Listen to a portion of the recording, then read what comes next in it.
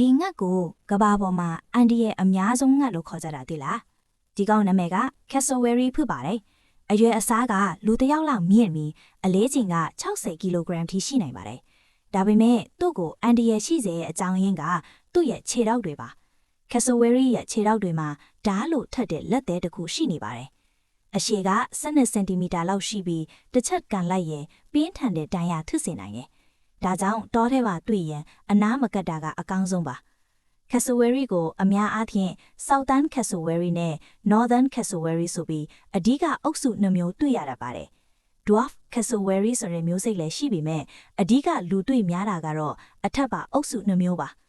cassowary အမတ်တကောင်ကတစ်ခါမှာဥ3လုံးကနေ5လုံးလောက်ထိဥတက်ပါတယ်